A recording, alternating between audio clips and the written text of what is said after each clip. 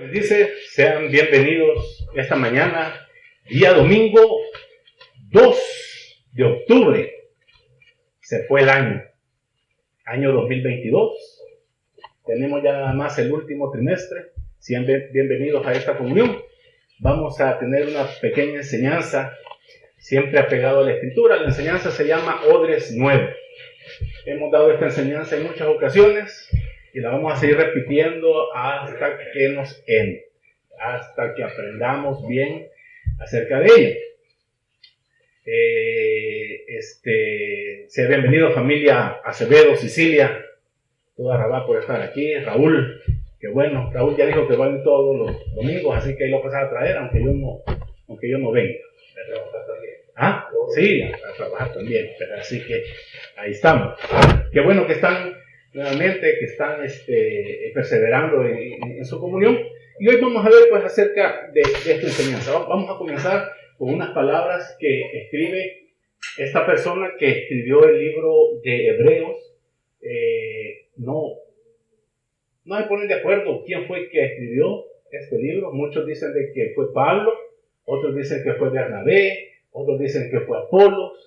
Pero quien haya sido, verdaderamente era un hombre judío que estaba celoso de que por qué el pueblo de Israel, el pueblo judío, no pudo haber atendido el llamado de nuestro Abba Yahweh y dejaron perder una promesa y una herencia maravillosa, sino que otros pueblos tuvieron que hacer las propias y fueron bendecidos y fueron prosperados y ellos pues se quedaron sin nada. Vamos a ir a Hebreos y vamos a ir a Hebreos 5 y vamos a comenzar a leer a partir del capítulo 5, versículo 11. Y dice así: acerca de esto tenemos mucho que decir y difícil de explicar, por cuanto os habéis hecho tardos para oír.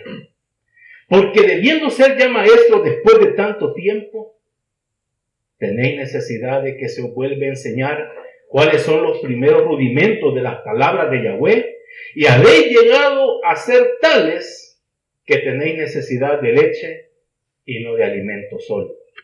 Y todo aquel que participa de la leche es inexperto en la palabra de justicia, porque es un niño. Pero el alimento sólido es para los que han alcanzado madurez, para los que por el uso tienen los sentidos ejercitados en el discernimiento del bien y del mal. Y continúa diciendo: por tanto, dejando ya los rudimentos de la doctrina del Machía, los rudimentos de la doctrina del Machía, vamos adelante a la perfección, no echando otra vez el fundamento del arrepentimiento de obras muertas, de la fe en Elohim, de la doctrina de bautismos, de la imposición de las manos, de la resurrección de los muertos y del juicio eterno. Y esto haremos si Yahweh en verdad lo permite, porque es imposible que los que una vez fueron iluminados y gustaron del don celestial y fueron hechos partícipes del Ruach HaKodesh y asimismo gustaron la buena palabra de Yahweh y los poderes del siglo venidero, vuelvan a recaer y sean otra vez renovados para arrepentimiento, empalando de nuevo para sí mismos al Hijo de Yahweh y exponiéndole a vituperio. Esta es una exhortación tan maravillosa como que alguien viniera y te agarrara de las orejas y te dijera: despertate, entendé que tenés que seguir adelante a partir de lo que has recibido y no vivir de lo que pasó hace mucho tiempo o vivir en el pasado. Fíjense lo que les está diciendo este hombre: dejen ya los rudimentos de la doctrina del Machía. Este libro de Hebreos se escribió antes del año 70. Antes del año 70 de nuestra era. Y este hombre pues ya decía: vamos adelante pues. Pero no.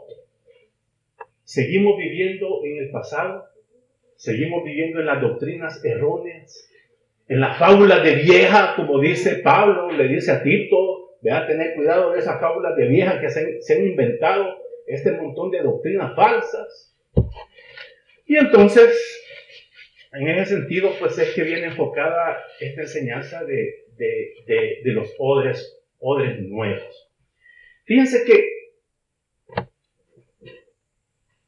tenemos muchas religiones que siguen empecinados en permanecer viviendo en el antiguo pacto de Israel, ese antiguo pacto que le enseñó al hombre que el hombre es muy pecador y que puede cometer cualquier clase de pecado y que verdaderamente este cuerpo es un cuerpo pecaminoso. Eso es lo que enseñó la Torá. Hay que entender pues que en ese antiguo pacto hay tres elementos básicos en que se mueve el conocimiento de estas religiones. Ahí me decía Ramiro un día de estos, mira, cambiamos el nombre, ya no nos llamemos mesiánicos. Yo concuerdo con la idea de Ramiro. Adoptamos la palabra mesiánico para excluirnos del grupo de la religión, ¿verdad? Del grupo de los evangélicos, del grupo de los protestantes, del grupo de los católicos. Adoptamos. Pero yo estoy de acuerdo en que deberíamos cambiar ese nombre que tenemos, pero lo vamos a ver después. Estos grupos, fíjense, estos grupos mesiánicos que todavía andan algunos ahí, algunos ortodoxos todavía queriendo cumplir todos los rituales, todas las fiestas. Hay otros que no, ¿verdad? Se llaman mesiánicos, pero que no cumplen con los rituales ni la Torá. Están basados en estos tres aspectos de la religión judía. Primero, la Torá. ¿Qué es la Torá? La Torá, pues, Torá significa instrucción. Eso significa la palabra Torá. Y la Torá, pues, son los primeros 5 libros de la Escritura, ¿verdad? Que en griego se conoce como Pentateuco, ¿verdad? Y son los libros de Génesis, Éxodo, Levítico, Número y Deuteronomios, todos atribuidos al primer caudillo, al primer machía, que es Moisés. Y Moisés, pues, es reverenciado como el profeta más grande. Y se apegan, pues, a esas enseñanzas de la Torá.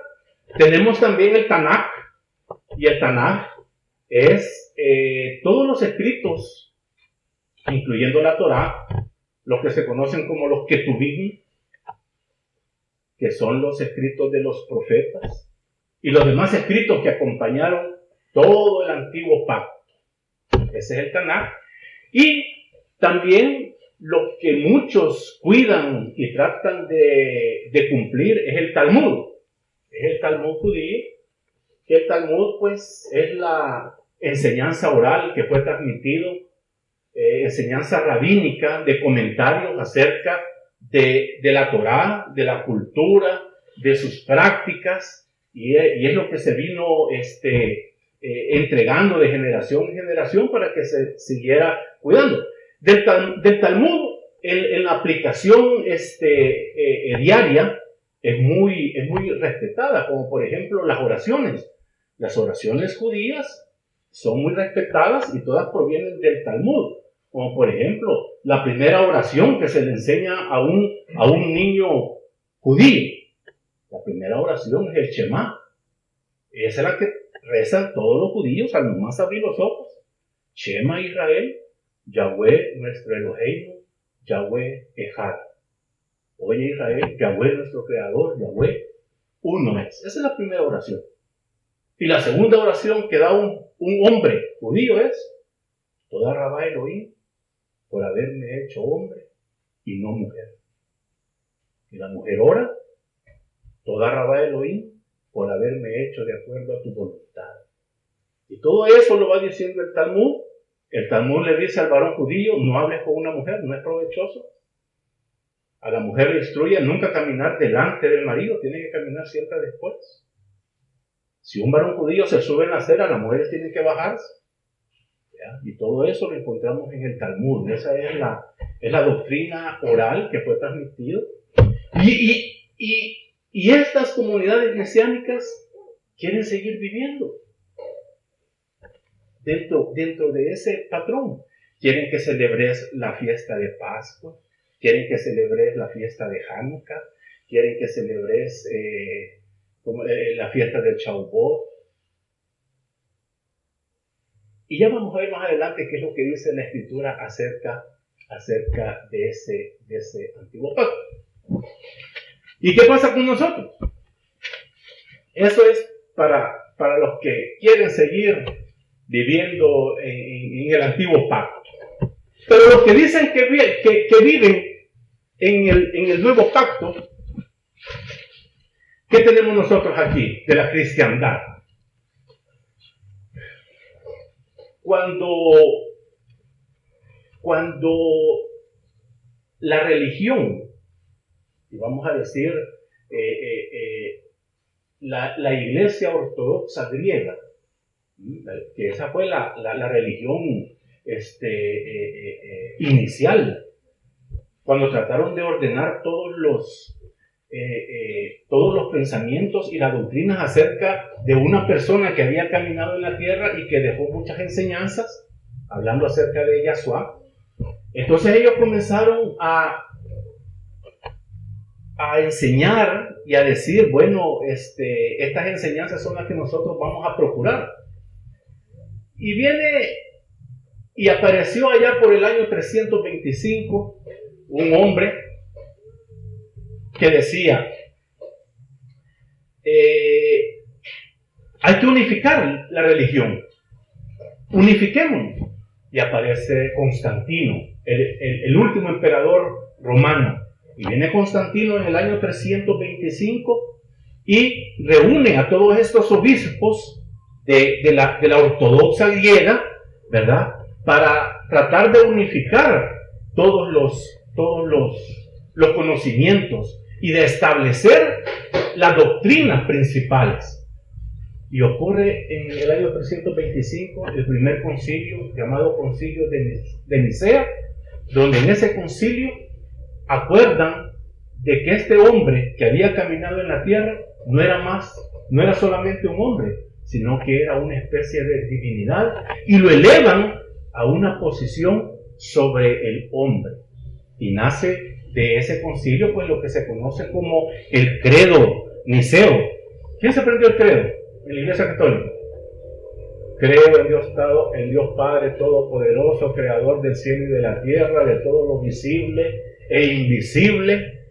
Y comienza ese es el credo niceo, donde dice, fíjense, donde lo importante de ese credo es que dice que el Hijo no fue creado, sino que engendrado. No hay una subordinación del Hijo ante el Padre, sino que Él nada más es engendrado de parte. Y que el Espíritu Santo también son uno, y que son coeternos, y que tienen poderes. Y eso es lo que ocurre en el año 325. ¿Verdad? Allí, estos obispos, y ahí, si ustedes lo pueden buscar en el internet, le da hasta los nombres de los obispos, quienes fueron los que dijeron, no, este hombre no era solo un hombre, sino que hubo una especie de Dios aquí en la tierra. Y eso lo cree la religión por estos hombres nada más. Pero la historia también te dice que hubieron obispos que no estuvieron de acuerdo. Por ejemplo, el obispo de Libia, que se llamaba Arriano decía que este hombre no había sido ningún dios, sino que había sido un hombre que había sido creado también de la mano del poder de Elohim, y que no debería de dársele un culto o darle oraciones. Y esa doctrina pues se conoce como arrianismo, ¿verdad? Y hoy se puede hablar, ¿verdad?, de los que son arrianos y los que no son arrianos. ¿verdad? Y después, más adelante, si vamos al 383, en el Concilio de Trento, por el Papa Damaso I, llama a los obispos para que hagan el primer canon de las Escrituras, la primera recopilación de todos los escritos, de todos los escritos que podían existir en ese tiempo. Se reunieron todos estos obispos para decir, este va a estar incluido en el canon, este no va a estar incluido en el canon, este sí, este no. ¿Pero por qué? Solo pongámonos a pensar en lo que la religión conoce como los libros, ¿cómo? Mateo, Marcos, Lucas y Juan. La religión les dice, el Evangelio, vean. Las buenas nuevas. Para ellos, esos 4 libros son los libros doctrinales. Y fíjense, el misal de la Iglesia Católica está basado en esos 4 libros. Pero no estudian la Besorá, lo que dejó Pablo para nosotros. Ellos se basan en esos 4 libros de los dichos que dijo este hombre. Entonces, estos hombres en ese primer canon establecen 66 libros. Y es lo que se conoce como la Biblia. ¿Por qué dejaron afuera todos los demás escritos? Habían escritos de Bernabé, habían escritos de Apolos. Hay un libro que se llama Didache, que ese libro era culto y instrucción de la comunidad primitiva, de ese primer año de la comunidad primitiva, que es muy bonito lo que dice ese libro. Si ustedes lo buscan ahí, la Didache, y pueden leer todo lo que dice ahí. Pero no está incluida. ¿Por qué?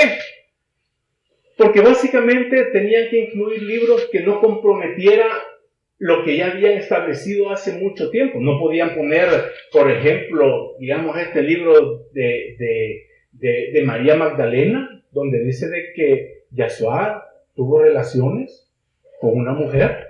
¿Por qué? Porque ya en el concilio de Nicea ya lo habían elevado a un dios y no podían poner a su dios involucrado con una mujer. Entonces, todos esos libros pues los fueron sacando para no comprometer pues las doctrinas que ellos ya habían establecido. En el año 1054 ocurre que ya estaban bien definidas las 2 corrientes más grandes de religión, la Iglesia Ortodoxa griega y la Iglesia de Occidente. La Iglesia de Occidente era Roma y la Iglesia Ortodoxa griega pues era los griegos. Pero entonces viene la Iglesia de Occidente y dice, ¿sabe qué? Nombremos a un obispo mayor que todos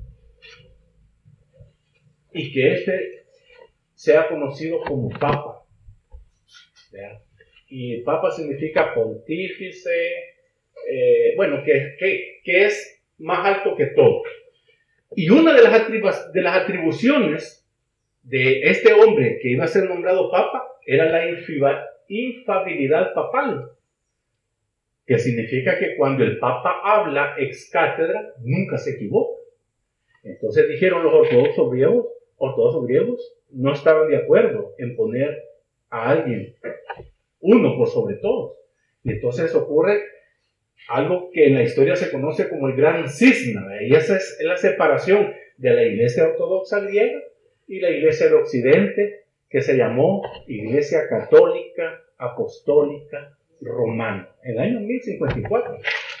Hoy que la Iglesia Católica venga a decir de que nosotros estamos desde el principio, eso es mentira. En el año 1054 aparece por primera vez la Iglesia Católica Apostólica Romana. Y ahí comienza el primer papa de la Iglesia Católica Apostólica Romana. Pero si ustedes buscan la continuidad de los papas, comienzan con Pedro. Pedro es el primer papa de la Iglesia. Y en el Vaticano, lo primero que encuentran es una gran esfinge de San Pedro. ¿verdad? Que ya hasta tiene deshecho el dedo gordo del pie de tanto que la pasan tocando. Tanto sí lo que pasan tocando que ya no tiene el dedo gordo, ya se lo deshicieron de tanto que pasa la gente tocando el dedo de perro. Y comienza la Iglesia Católica a hacer tremendas barbaridades de la doctrina. Lo primero que hacen es ponerle mamá a Dios. María, la Madre de Dios. Y comienza esa doctrina acerca de esta mujer, que es la mamá de Dios. Dios tiene mamá. Y está establecido en los cánones de la Iglesia Católica. Y entonces viene la Iglesia Católica. ¿Cómo probar eso dentro de la Escritura? No podía. Así que, ¿qué hace la Iglesia Católica? Se inventa una gran palabra. La palabra dogma. Y la palabra dogma es lo que se conoce como la fe ciega. Tenés que creerlo porque tenés que creerlo. Y no podés refutar. No podés preguntar, ¿esto es cierto? No, eso está envuelto en el dogma. Y cuando la Iglesia Católica decía dogma, tenías que creer. Ya no podías pedir explicación. Es un dogma, lo tenés que creer porque tenés que creerlo. Imagínense lo que ha creído la gente. Y hemos creído tonteras. Eso así nos enseñaron. ¿Verdad? Así nos enseñaron. Y entonces, fíjense que Albert Einstein dijo una gran frase. Y él decía, la ciencia y la religión no pueden estar separadas. Porque la ciencia sin la religión está coja. Y la religión sin la ciencia está ciega. Pero la Iglesia Católica jamás quiso que la ciencia estuviera pegado a la religión, porque tenía que mostrar pruebas de lo que ellos habían dicho que era cierto, y no las tenían, ¿verdad? Entonces, la religión sí hace una gran separación con la ciencia, porque la ciencia no lo acompaña en sus creencias, ¿verdad? Pero,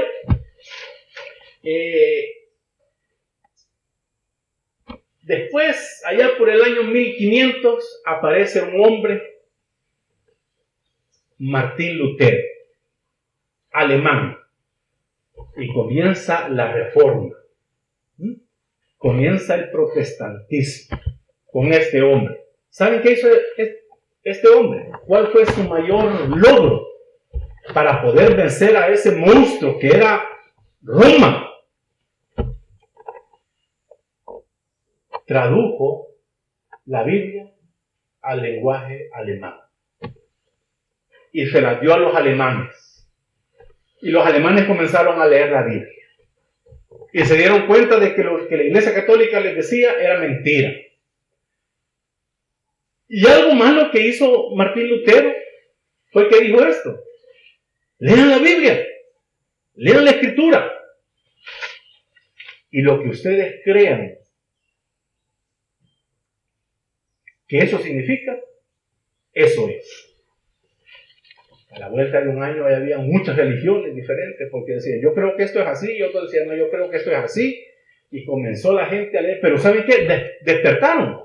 Y esa fue la reforma protestante. Y fíjense que Martín Lutero, él era un buen católico. Él jamás quiso separarse de la Iglesia Católica. Él no dijo, no, yo me separo, jamás renunció. Si él fue apartado por una bula papal del Papa León X, él fue expulsado de la Iglesia Católica. Y entonces cuando él se ve expulsado, ¿verdad? No le queda más remedio que comenzar su movimiento. Y nacen entonces los luteranos, ¿verdad? Los que creen en la enseñanza de Lutero, ¿verdad? Y a partir de él, pues comienza ese gran montón de ¿cómo se llama? De líderes religiosos como Zwinglio, Juan Calvino, Miguel de Servet, todas esas doctrinas que hasta nuestros días ahora todavía siguen en pie. Ahora, ¿qué pasa en este tiempo. Vamos a ver una parte de la escritura donde le hacen una pregunta a Yahshua. Vamos a ir a Marcos 2, versículo 18.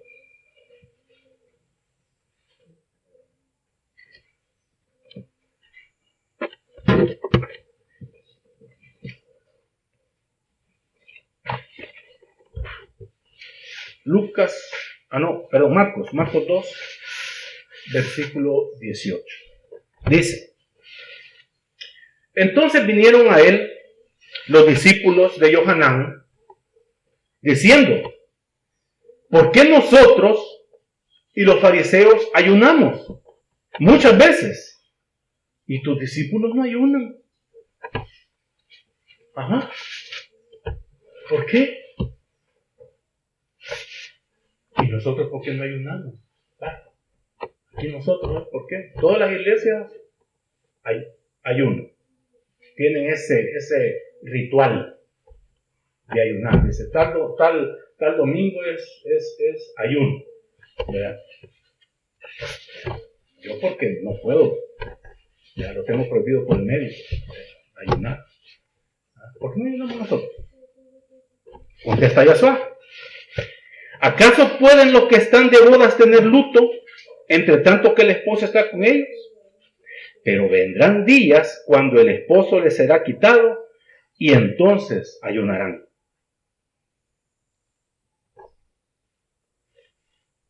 Porque están de fiesta, les dice. Están de fiesta. No pueden ayunar porque estamos de fiesta. Un día dice, el esposo les va a ser quitado y entonces que ayunen. Pero mientras esté, que no ayunen. Está haciendo referencia a la presencia de Yahshua en ellos.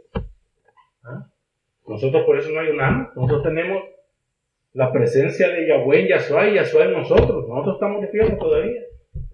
Por eso nosotros no ayunamos. Pero la religión sí, ¿verdad? No, nosotros tenemos que ayunar, ¿verdad? Y ya ponen sus... Pero, y aquí viene la explicación que les da Yahshua. Dice: nadie pone remiendo de paño nuevo en vestido viejo, porque tal remiendo tira del vestido y se hace peor la rotura. Ni echan vino nuevo en odres viejos, de otra manera los odres se rompen y el vino se derrama y los odres se pierden.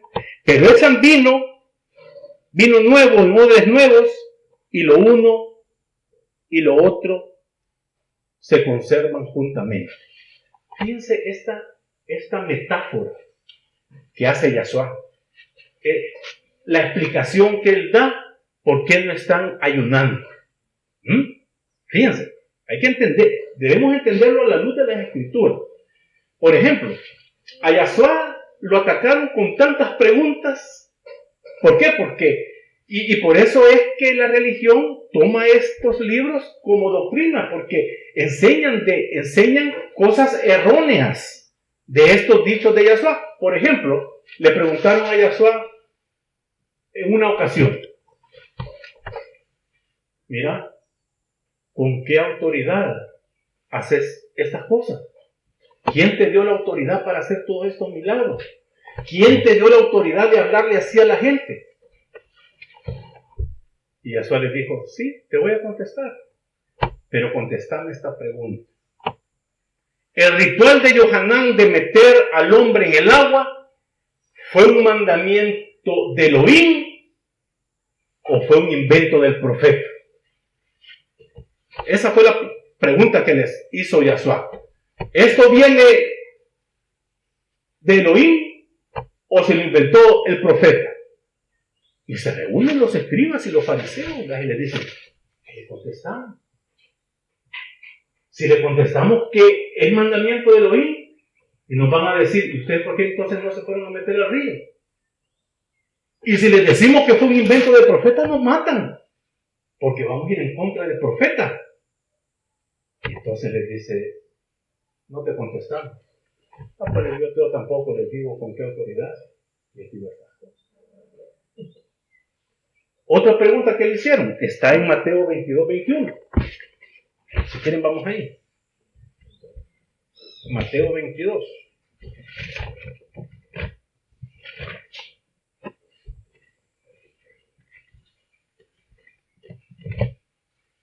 Mateo 22,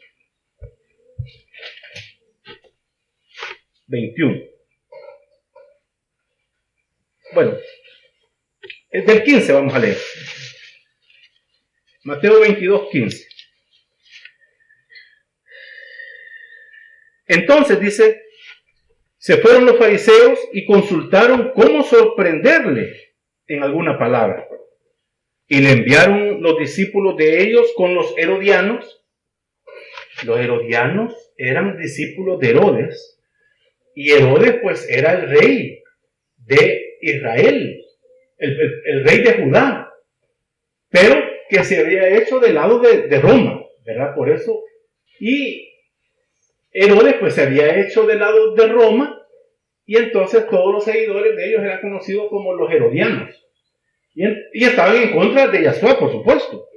Y entonces dice que, diciendo, maestro, fíjense, sabemos que eres amante de la verdad y que enseña con verdad el camino de Elohim y que no te cuidas de nadie porque no miras las apariencias de los hombres. Dinos pues, ¿qué te parece? ¿Es lícito dar tributo a César o no? Pero Yahshua, conociendo la malicia de ella, les dijo, ¿por qué me tentáis, hipócritas? Mostradme la moneda del tributo. Y ellos le presentaron un denario. Entonces les dijo, ¿de quién es esta imagen y la inscripción? Le dijeron, de César. Y él les dijo, dad pues a César lo que es del César y a Elohim lo que es de Elohim.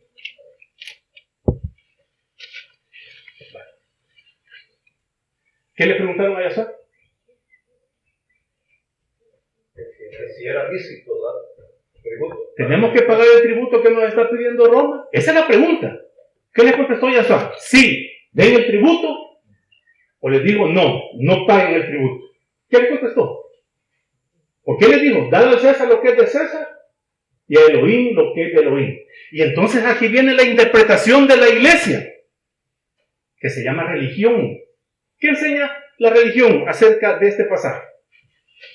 No, tú tienes que pagar los impuestos de los hombres que te están pidiendo, pero también tienes que dar tu dinerito a la iglesia. ¿Verdad? Esa es una interpretación. Y lo toman de otro lado también. No, vos tenés que, con tu cuerpo, servir a las cosas del mundo, pero también tenés que apartar el tiempo para servir las cosas de Dios. Y eso ya es interpretación. Y esa es la enseñanza acerca de esta palabra. Pero a Yahshua le están preguntando, ¿le pagamos el tributo a los romanos o no se lo pagamos? Y entonces esto no, si nosotros somos un ministerio de investigación y que deberían serlos todos, uno debe ir a la historia, por lo menos, a ver qué es lo que está pasando con esta pregunta. Fíjense lo que pasaba. ¿Qué le llegaron a preguntar estos herodianos, seguidores de Herodes, y estos fariseos y estos escribas? En el año 7, después del año 0, aunque esté equivocado cuando fue el año 0, tendría que haber sido en el año -6,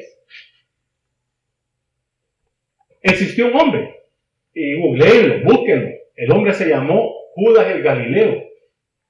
Y Judas el Galileo se levantó contra Roma y le decía al pueblo que no le pagaran el impuesto a Roma. ¿Dónde estaban viviendo ellos en ese momento? ¿Dónde estaban ellos? ¿Bien? ¿Dónde estaba Yahshua cuando le hicieron esa pregunta? ¿Ah? ¿Dónde estaba? Galilea. Sí, en Galilea, pero ¿en qué ciudad? En Jerusalén. Ellos estaban en Jerusalén y ellos estaban preguntando, ¿le vamos a pagar el impuesto? ¿Y de qué impuesto estamos hablando? ¿Qué impuesto? El impuesto a la tierra. ¿Le vamos a pagar el impuesto a la tierra a Roma? Porque Judas Galileo les enseñó que no pagaran el impuesto a Roma. Y Judas el Galileo es el padre de los celotes. Él fue con él, nacieron los celotes. No estos celotes de aquí, ¿verdad? Sino que los celotes. ¿Ah? Y este era un movimiento armado que se levantó contra Roma. ¿Ah? Y entonces la pregunta que le hacen a Yahshua va en esa dirección y le dicen, ¿le hacemos caso a lo que dijo Judas el Galileo? ¿Está de acuerdo con Judas el Galileo que no paguemos el impuesto a César?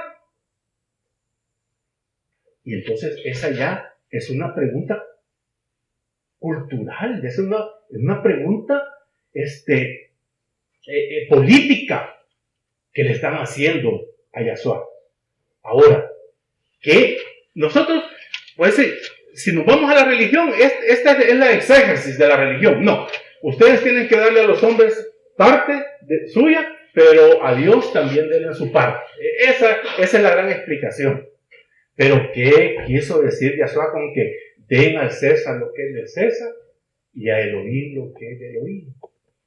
La pregunta es, ¿vamos a pagar el impuesto sobre la tierra de Jerusalén, que es nuestra? Porque Jerusalén era la tierra prometida para todos. Un tiempo era de los musulmanes, otro tiempo era de Israel. Después viene de los musulmanes, después viene de Israel. Después del tiempo de Yahshua, cuando Tito Vespasiano en el año 70 entró con una legión y destruyó Jerusalén,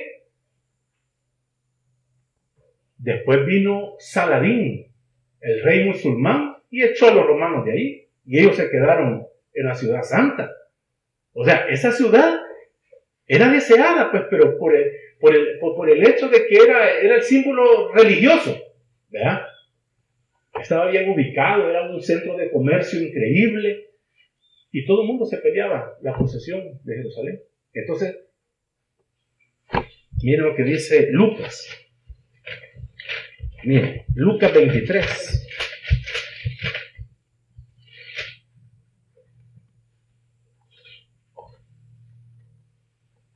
Y esto es cuando tienen a Yahshua ya capturado en el pretorio, antes de ser flagelado.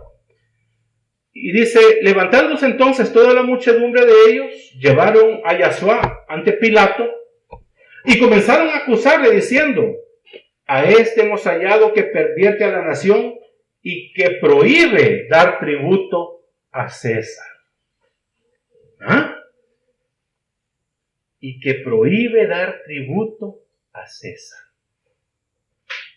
Entonces, amén de la interpretación que dan las religiones acerca de, sí, dale la parte al mundo lo que le corresponde y a Dios lo que es de Dios. Lo que la gente entendió en ese tiempo con ese dicho es, no pagues el tributo de la tierra, porque la Jerusalén es de nosotros. Eso fue lo que entendió esa gente. Y eso es lo que la religión no explica. ¿Por qué? Porque se va nada más a la letra muerta del versículo. Entonces, fíjense, ¿qué pasa con este dicho de Yahshua? Dice, no se pone remiendo viejo en vestido nuevo. ¿Qué le estaban preguntando a Yahshua? Sobre el ayuno. Mira, vamos a ayunar. Vamos a guardar la fiesta del Pesaj. Vamos a guardar la fiesta de los panes sin levadura. Vamos a guardar Shavuot. ¿Saben qué es la fiesta de Shavuot?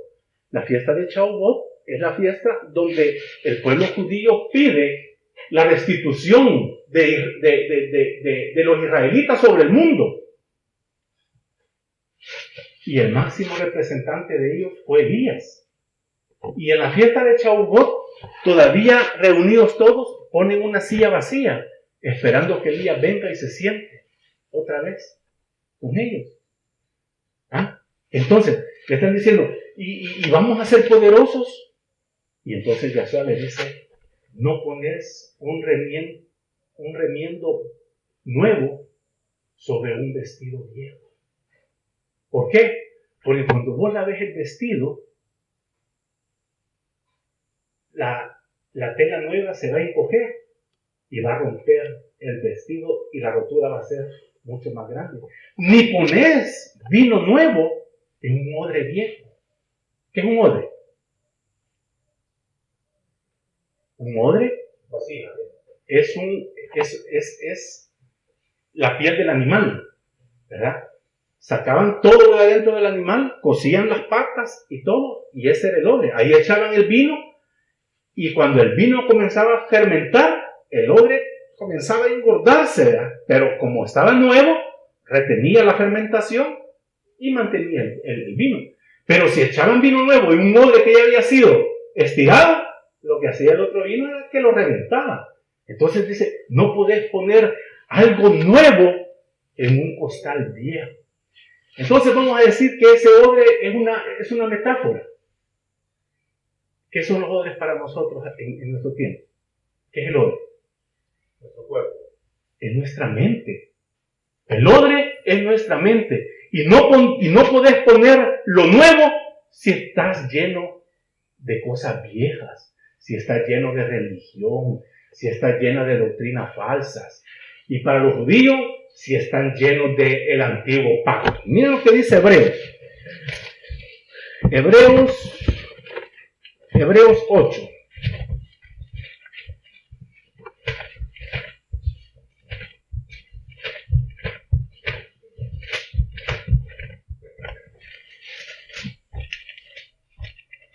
Hebreos 8,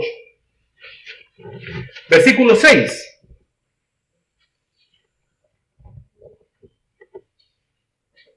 Dice, pero ahora tanto mejor ministerio es el suyo, cuanto es mediador de un mejor pacto establecido sobre mejores promesas.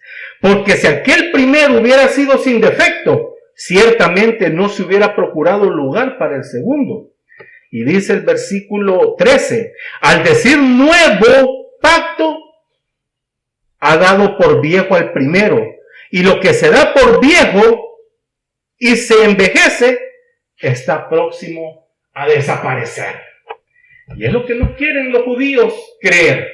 Y es lo que no quieren los judíos creer de esta escritura. Los judíos se defienden con una parte de la escritura bien buena, está buena esa defensa. Miren, eso está en Pedro. Ya van a ver. Son cosas serias. Vamos a ver. Pedro.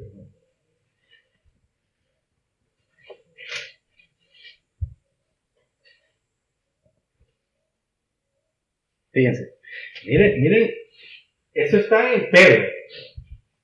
Supuestamente es Kefa, ¿verdad? Pero Kefa, su escribano era Marcos. El escribano de Pedro era Marcos, ¿verdad? Entonces, este es un escrito supuestamente de Marcos. Y miren lo que escribe aquí. Esto está en 2 de Pedro 3, versículo 14. Miren cómo se defiende. Por lo cual, oh amados, y Pedro, esta carta de Pedro, que la gente, la religión la bautizó como la epístola de Pedro, y son epístolas, dicen ellos, canónicas, o sea, de estricto cumplimiento. Por lo cual, oh amado, estando en espera de estas cosas, procurad con diligencia ser hallados por él sin mancha e irreprensibles en paz. Y tened entendido que la paciencia de nuestro Adón es para salvación, como también nuestro amado hermano Pablo. Miren, fíjense, nuestro amado hermano Pablo, según la sabiduría que le ha sido dada, os ha escrito, casi en todas sus epístolas, hablando en ella de estas cosas, entre las cuales hay algunas difíciles de entender, las cuales los indoctos e inconstantes tuercen, como también las otras escrituras para su propia perdición. Así que vosotros, oh amados, sabiéndolo de antemano, guardaos, no sea que arrastrados por el error de los inicuos, caigáis de vuestra firmeza. Entonces dicen ellos, no, Pablo no escribió estas cosas para favorecer al goyín o al impío, sino que ellos la han torcido para desacreditarnos. pero es para perdición de ellos. Así se defienden con esta parte de la Escritura. Pero nosotros, fíjense, ¿qué pasa en estos tiempos? Yo les digo, nosotros que hemos conocido la Besorá, la Besorá, 1 Corintios 3. Fíjense, hablando Pablo, porque yo recibí del Adón lo que también os he enseñado, que el Adón Yahshua, la noche que fue entregado, tomó pan y habiendo dado gracias lo partió y dijo, tomad, comed, esto es mi cuerpo. Y de la misma forma, dice, también tomó la copa después de haber cenado y dijo, esta copa es el nuevo pacto en mi sangre. Quienes no creen eso, quienes anulan esas palabras de Pablo, no están en el nuevo pacto, no están en la Besorá. Y para tener la Besorá, tenés que desarraigar tu mente de lo pasado. Tenés que desarraigar tu mente del antiguo pacto. Tenés que desarraigar tu mente de las doctrinas, de las religiones falsas, de las doctrinas de esas religiones que lo que han hecho nada más es apartar del camino verdadero a las personas. La doctrina de los bautismos. Fíjense, yo fui bautista. ¿Qué te enseña la religión bautista? Que te tenés que bautizar. Te bautizaste y ya estás completo.